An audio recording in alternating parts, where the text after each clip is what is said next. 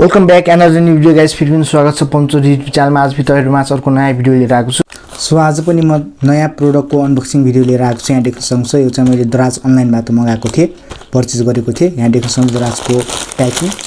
So यो चाहिँ रहेको छ बियर्ड फ्रेमिङ मेसिन हैन, यो चाहिँ दाढी काट्ने मेसिन रहेको छ। सो यसको अनबक्सिङ गर्न गएको छु। सो यसको सिल ब्रेक गर्छु म।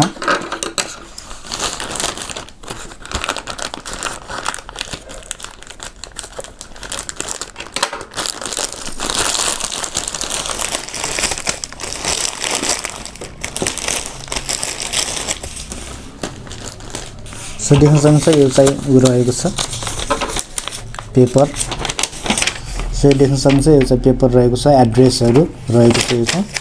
सो यो चाहिँ बिल रहेको छ। सो यहाँ राखिदिन्छु। सो यो देख्न सक्नुहुन्छ यस्तो प्रकारको रहेको छ।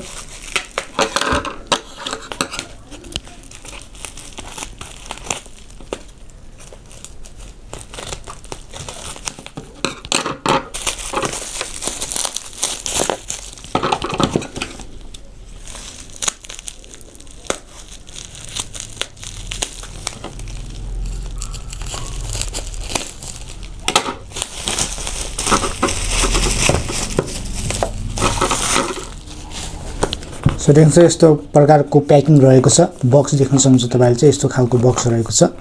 मी ब्लेड ट्रिमर 1C भन्ने मोडल रहेको छ। हाई प्रोसेसिङ ट्रिमिङ भनेको छ।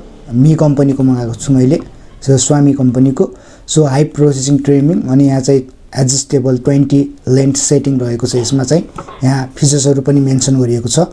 सो 60 मिनेट रनिङ टाइम हैन, तपाईले चाहिँ 2 घण्टा चार्ज गर्नुभयो भने यो चाहिँ 60 मिनेटको चाहिँ ब्याट्री ब्याकअप दिन्छ। 60 मिनेटसम्म चाहिँ तपाईले चाहिँ युज गर्न सक्नुहुन्छ यो ट्रिमर मेसिनलाई। सो अनि यहाँ चाहिँ सेल्फ शार्पनिङ ब्लेड पनि दिएको छ, यहाँ देख्न सक्नुहुन्छ। सो यस्तो किसिमको रहेको छ यहाँ बक्समै यसको जुन पिक्चर चाहिँ मेन्सन गरेको छ। सो यहाँ देख्नुहुन्छ मी बियर्ड ट्रिमर 1C भनेको छ।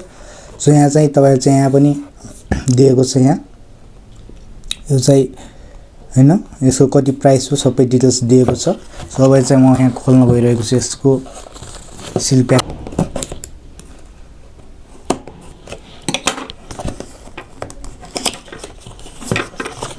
सो प्याकिङ चाहिँ एकदम राम्रो रहेको छ। यहाँ देख्न सक्नुहुन्छ प्याकिङ चाहिँ एकदमै राम्रोसँग गरेको छ।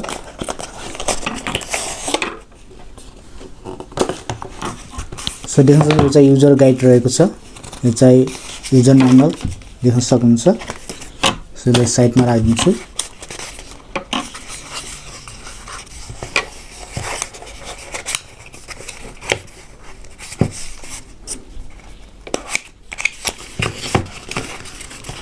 सो देख्न सक्नुहुन्छ यो चाहिँ चार्जिङ केबल रहेको छ। सो देख्नुहुन्छ यो चाहिँ क्लिनिङ ब्रस, जुन हामीले चाहिँ दाढी काटिसकेपछि जुन त्यहाँ रहेको दाढीहरुलाई चाहिँ यो क्लिन गर्नको लागि यो ब्रस दिएको छ। अनि यो चाहिँ माइक्रो USB चार्जिङ केबल दिएको छ, यहाँ देख्न सक्नुहुन्छ, जुन चाहिँ एकदमै राम्रो क्वालिटीको चार्जिङ केबल रहेको छ। अनि यो चाहिँ रहेको छ क्यारी गर्नको लागि एउटा ब्याग दिएको छ, पाउच ब्याग। सो देख्न सक्नुहुन्छ मीको लोगो पनि रहेको छ। सो यो रहेको छ। अनि यो चाहिँ रहेको छ मेन मेसिन। सो देख्न सक्नुहुन्छ यो चाहिँ रहेको छ मेन दाढी काट्ने ट्रिमर मेसिन। सो यस्तो किसिमको रहेको छ। बिल्ड क्वालिटी चाहिँ एकदमै राम्रो रहेको छ यसको, यहाँ देख्न सक्नुहुन्छ एकदमै राम्रो रहेको छ बिल्ड क्वालिटी। अनि यो चाहिँ पावर बटन रहेको छ, यो प्रेस गर्नु भने तपाईको चाहिँ यो अन हुन्छ अनि अफ पनि हुन्छ यो।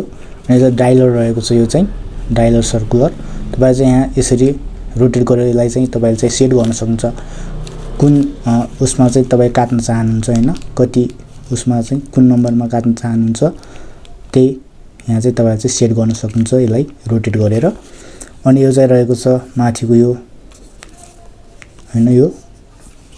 अनि यो चाहिँ तपाईको यो रहेको छ यहाँ चाहिँ चार्जिङ पोर्ट रहेको छ।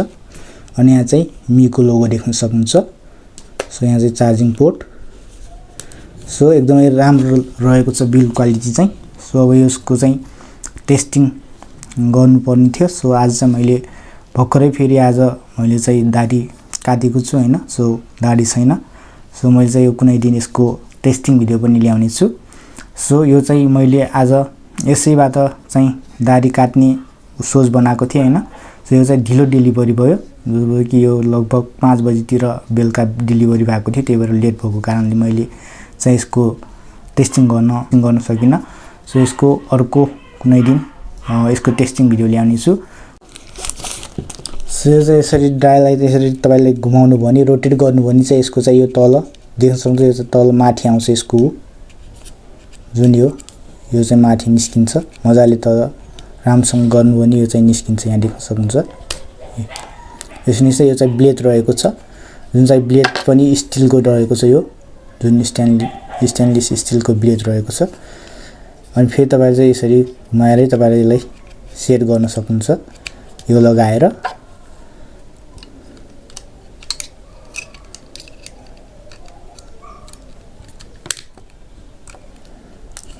सो देख्न सक्नुहुन्छ यो चाहिँ सेट भइसकेको छ। अब तपाईहरु चाहिँ यो चाहिँ पावर बटन रहेको छ, तपाईले चाहिँ यो चाहिँ एउटा राम्रो फिचर्स के छ भने यो चाहिँ ट्राभलर मोडमा पनि तपाईले चाहिँ राख्न सक्नुहुन्छ। जब तपाईले चाहिँ यो 3 सेकेन्डसम्म यसरी प्रेस गर्नु भने तपाईको यो लाइट ब्लिङ्क हुन्छ, तर यसमा चाहिँ ब्याट्री रहेनछ हैन। ब्याट्री रहेछ, यहाँ 3टा ब्लिङ्क हुन्छ हैन। सो यो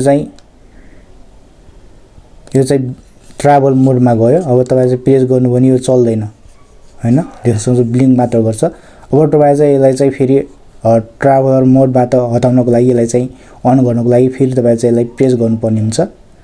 प्रेस गर्नु भने यो चाहिँ चल्न थाल्छ, यहाँ देख्न सक्नुहुन्छ साउन्ड पनि आयो, चल्न थाल्यो। सो फेरि यसलाई प्रेस गर्नु भने अफ हुन्छ। यो फिचर चाहिँ यसको राम्रो फिचर्स रहेको छ, जुन चाहिँ ट्राभलर मोडमा राख्नु भने कसैले हैन बटन थिच्यो भने पनि चल्दैन। सो यो चाहिँ राम्रो फिचर रहेको छ। सो यसको अनबक्सिङ यति नै रहेको छ। सो कसलाई कमेन्ट्समा कमेन्ट गर्नु होला। सो आजको भिडियो चाहिँ यति नै थियो। आई होप तपाईलाई चाहिँ भिडियो मन पर्यो होला। यदि भिडियो मन पर्छ भने लाइक कमेन्ट गरिदिनु होला। च्यानलमा नयाँ हुनुहुन्छ भने सब्स्क्राइब गरेर सँगै आउने बेल आइकनलाई प्रेस गरेर अल भन्ने नोटिफिकेसन अन गरिदिनु होला, ताकि यस्तै नयाँ भिडियो तपाईहरुमा लिएर आउने छु। So thank you guys.